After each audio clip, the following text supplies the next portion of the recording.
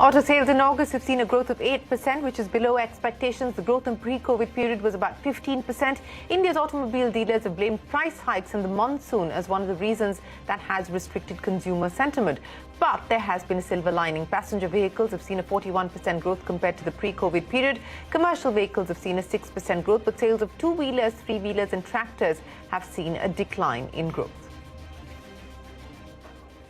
We see a definite positive trend in increasing numbers of two-wheeler. As you can see in the year-to-year basis, there's a positive trend. The numbers for the festive season for two-wheeler, we see a definite growth happening there.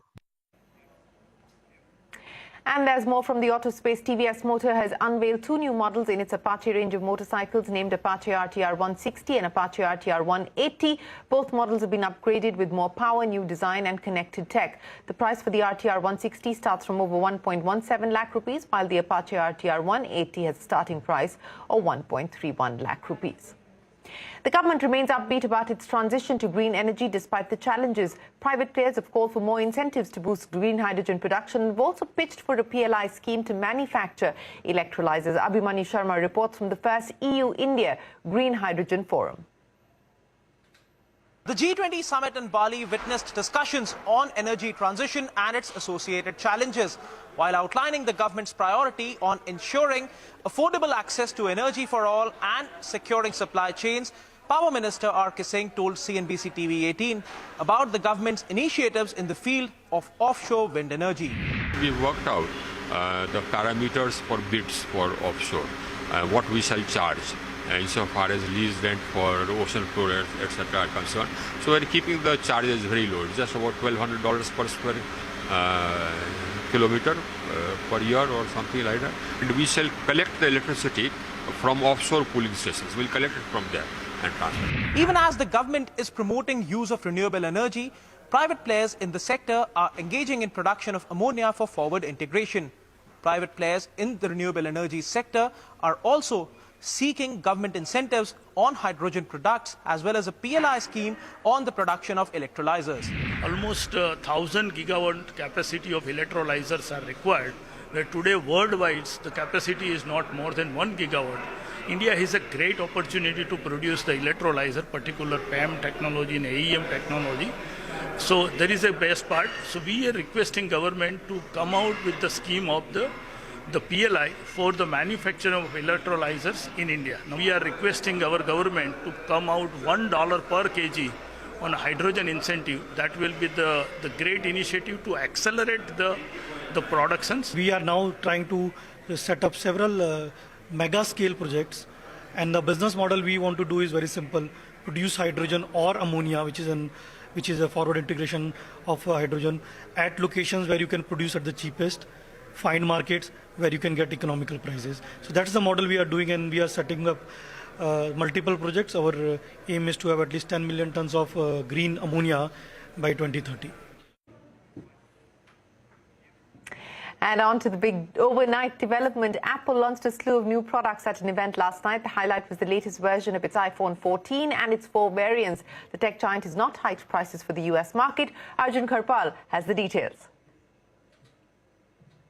iPhone 14, there's not a huge amount that's different about the base models. Apple revealing 4 new models: iPhone 14, iPhone 14 Plus, iPhone 14 Pro and the Pro Max as well. With the base models, not much has changed. Slight different with the higher end models. The iPhone 14 Pro and Pro Max containing the latest chips, always on display, and a slight redesign of that notch at the top of the iPhone as well. The question always is, will people upgrade? Now, if you're on an iPhone 12 or 13, there's probably not much in here that will make you really jump out and go and buy the phone. However, if you're on an iPhone 11 or even older, of which there are millions of people out there, this could potentially be something that entices you. Now, it's not just about the iPhone, it's also, of course, about the accessories, which has become a multi-billion-dollar business for Apple as well. And they revealed 3 new models of watches: the Apple Watch Series 8, the Apple Watch SE, and the high-end Apple Watch Ultra. And what's interesting about that is they're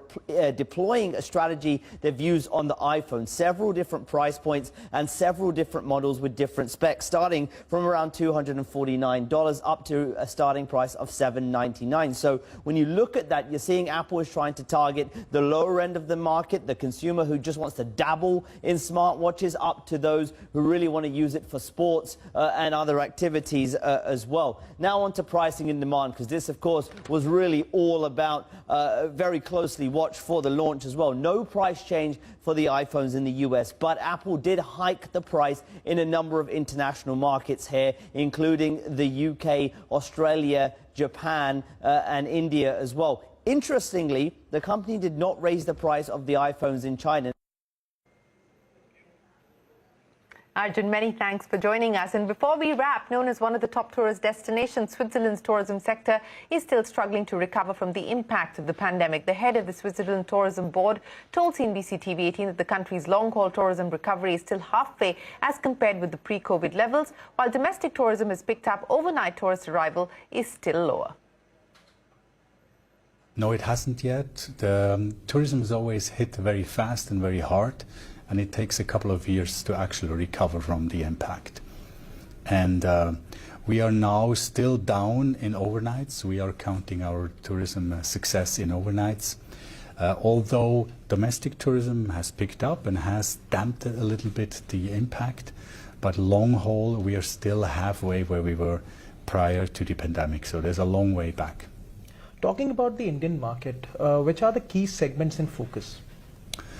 We are still focusing on those who love to come and enjoy our nature. I think Switzerland has always been an attraction with its mountains, with its lakes, with its nature and landscapes. These are still the main attraction. But what we have seen a shift from basically look at the mountains and the lakes and enjoy it, to experiencing the mountains also more physically, more actively, more dynamically. So people are more getting involved in walks, in hikes, and in all the wonderful activities you can do in the mountains. Which have been the most preferred destinations which have emerged among Indian travelers in the past few years? We can see more that Indians are spreading more out to discover the rest of Switzerland. We have some destinations which are good in solid Indian hands for a long time. And more they're curious about also discovering other places. For example, St. Moritz has been discovered lately, or the French-speaking part, or Geneva are places which actually trigger the curiosity of Indian visitors. While Switzerland banking on Indian tourists as it hopes to recover from the COVID pandemic. And with that, it is time for us to wrap up this edition of Business 360. Thanks very much for watching. Stay tuned to CNBC-TV18. The news continues on the other side.